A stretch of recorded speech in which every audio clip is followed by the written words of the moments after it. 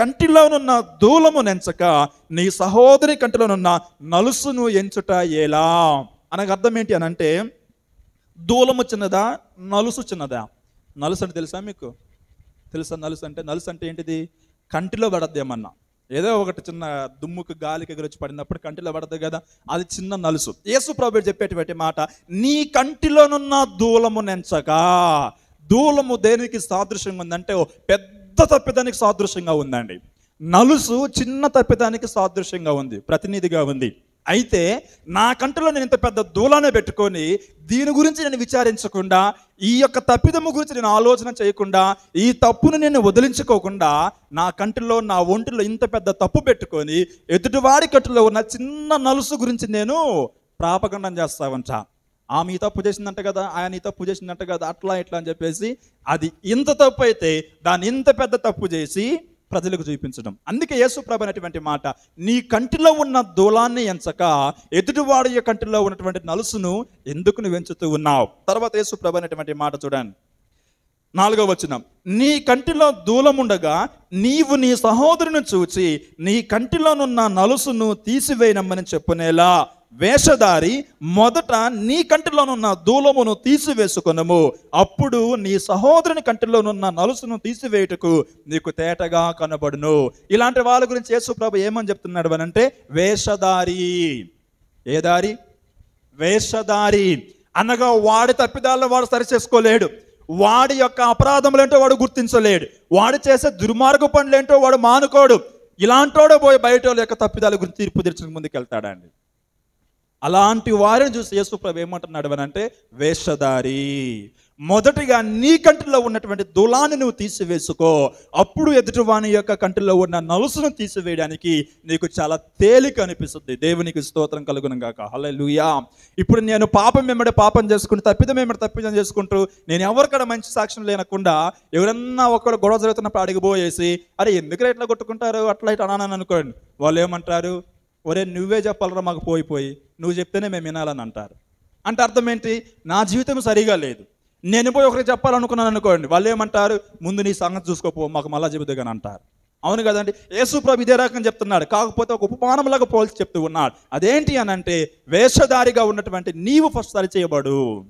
నేను మొదటిగా ఎవరికైనా తీర్పు తీర్చడానికి వెళ్ళేటప్పుడు మొదటిగా నాలో తప్పిదాలు లేకుండా చేసుకోవాలి. అలా కాకుండా నేను రచ్చబండ కార్యక్రమం పెట్టి పెద్ద పంచాయతీ పెట్టి తీర్పు తీర్దామంటే పొరపాటున ఏడన్నా ఉన్నాడు అనుకోండి, అరే నీ జీవితమే సరిగా లేదు, నీ సంసారమే సరిగా లేదు, మా జీవితాల గురించి నీకు ఎందుకు లేరనంటే నేను ఇంక పెద్ద మనిషిని అవుతున్నా అక్కడ? కాలేను. ప్రియమైన దేవుని బిడ్డలారా, కొంతమంది చాలా వరకు ఇలాంటి ఫాలో అవుతూ ఉంటారని, వారి తప్పిదాలు ఏంటో వారు తెలుసుకోరు, వారి యొక్క అతిక్రమములు ఏంటో వారు తెలుసుకోరు, వారి యొక్క పాపాలు ఏంటో వారు తెలుసుకోరు, పక్కన వాళ్ళ గురించి మాత్రం ఆలోచన చేసి పొడిచి మాట్లాడుతూ ఉంటారు. ఒక సామెత కూడా ఒకటి ఉంది, ఏంటో తెలుసా? ఇంట్లో అంట ఈగల మోత, బయట అంట రాజా మోత అంట. అర్థమైందా మీకు? ఇంట్లో ఏమో ఈగల మోత అంట, అంటే అర్థమైంది, వాడి సంసారము వాడి ఇల్లంతా కూడా కంపు కొట్టిపోతుంటుంది, ఆ ఇంటిని వాడి సంసారాన్ని ఎంత మాత్రం కూడా చక్కదిద్దుకోలేడు. అసలు ఏ విధంగా చక్కదిద్దుకోవాలో కూడా తెలియదు అసలు. ఇలాంటోడు బయటికి పోయి తీర్పు తెచ్చడానికి ముందుకు వస్తాడంట. అర్థమవుతుంది కదా? వీడి సంసారాన్ని వీడు సరిగా చక్కదిద్దుకోలేడు, కానీ బయట వాళ్ళ యొక్క సంసారం చక్కదిద్దడానికి వస్తాడంటే అది ఎంత విచిత్రమో చూడు. ఇలాంటి వాళ్ళని చూస్తే యేసు ప్రభు ఏమన్నాడంటే, వేషధారి, మొదటగా నీ సంసారాన్ని చక్కబెట్టుకో, లేదా నీ ప్రవర్తన చక్క చేసుకో, లేదా నీ జీవితాన్ని ఫస్ట్ చక్కదిద్దుకో, తర్వాత వేరే వాళ్ళ యొక్క తప్పిదాల కాడికి, తర్వాత వెళ్ళి ఎవరైనా గొడవ పడుతుంటే తీర్పు తీర్చడానికి. అలా లేని పక్షంలో నోరు మూసుకొని సైలెంట్గా ఉండమని యేసు ప్రభు చెప్తూ ఉన్నాడు. ప్రియమైన దేవుని బిడ్డలారా, యేసు ప్రభు చెప్పేటువంటి ప్రతి మాటలు కూడా చాలా చాలా అర్థం దాగుంటుందండి. ఈ విషయాలన్నీ కూడా చెబుతూ ఉన్నప్పుడు ఆనాడు పరీక్షలకు ఎక్కడ లేని కోపం, శాస్త్రులకు ఎక్కడ లేని కోపం, ఇంతవరకు నోరు ఎత్తి మాట్లాడినటువంటి వాళ్ళు ఎంతోమంది ఇక్కడ ఉంటే, ఈయనెవరో వచ్చి మన గురించి ఈ రకంగా మాట్లాడుతూ ఉన్నాడు, ఈయన లేకుండా చేయాలి, ఈయన అడ్డు తొలగించుకోవాలని చెప్పేసి యేసు ప్రభుని చంపడానికి శతవిధాలుగా ప్రయత్నాలు జరిగాయండి. ఉన్నట్టుగా మాట్లాడితే ఉన్న ఊరు కలిసి రాదంటే ఇదేనన్నమాట. సో యేసు ప్రభు యాడికి వెళ్ళినా కూడా ఆయనకి ఏ తప్పిదము కనిపించినా కూడా దానిని గద్దించేవాడు, దాని గురించి హెచ్చరించేవాడు, సరిచేసుకోమని చెప్తూ ఉండేటువంటి వాడు. ప్రియ దేవుని బిడ్డలారా, ఈరోజు కూడా మనం ఆలోచన చేయవలసిన విషయం ఏంటి అని అంటే, మొదటిగా మనలో ఉన్నటువంటి తప్పిదం ఏంటో మనం గ్రహించాలి, మనలో ఉన్న పాపం ఏంటో మనం తెలుసుకోవాలి, మనలో ఉన్నటువంటి మరి అపరాధాలు ఏంటో మనము గుర్తించి అవి తీసివేసుకున్నప్పుడు ఎదుటి వారికి వెళ్ళి ఒకవేళ ఒక మంచి మాట చెప్పినప్పుడు ప్రేమతో వాళ్ళు అంగీకరించే అవకాశం ఉంటుంది. ప్రేమతో మన యొక్క తీర్పుకు లోబడే అవకాశం ఉంటుంది, సరిచేసుకునే అవకాశం ఉంటుంది. ప్రియమైన దేవుని బిడ్డలారా, యేసు ప్రభు యొక్క ఉద్దేశం ఏంటంటే తీర్పు తీర్చవద్దని కాదు, కానీ ఎవరైనా గొడవ పడుతూ ఉన్నప్పుడు వెళ్ళి సమాధాన పరచవద్దని దేవుని యొక్క ఉద్దేశం కాదు, కానీ మొదటిగా నువ్వు అలా చేయాలి అనుకున్నప్పుడు నీలో తప్పిదాలు లేకుండా నువ్వు చేసుకోవాలన్నది ప్రభు యొక్క ఉద్దేశం. కనుక ఈరోజు ఈ సమయంలో మనము ఎంతమంది మనలో ఉన్నటువంటి తప్పిదాలు మనం తీసివేసుకుంటూ ఉన్నాం, మన కంటిలో ఉన్నటువంటి దూలాన్ని తీసివేసుకోవడానికి మనము ఎంత ప్రయాసపడుతూ ఉన్నాం, ఎంత ఆసక్తి చూపుతూ ఉన్నాం.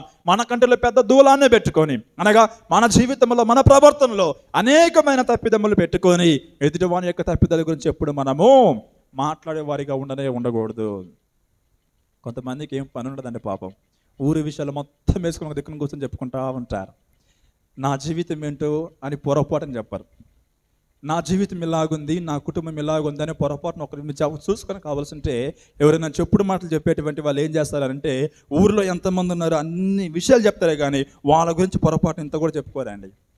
నేను పలానా సమయంలో పలానా చోట ఈ తప్పు చేసినాను, లేకపోతే ఒక మనిషిని దూషించినాను, తిట్టినాను, తప్పు నాదే ఉంది, అనవసరంగా పొరపడ్డానని వాళ్ళ తప్పు గురించి ఇంత కూడా మాట్లాడరండి. బయట వాళ్ళ తప్పులు మొత్తం ముందేసుకొని కూర్చొని మాట్లాడతామంటారు. అర్థమైందా? ఈ చెప్పుడు మాటలు చెప్పేటువంటి వాళ్ళకి ఇదే పని ఉంటుంది.